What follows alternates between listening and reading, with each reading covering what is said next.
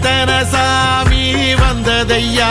இது எந்தெந்த சாமி தந்ததையா எத்தனை பாட்ட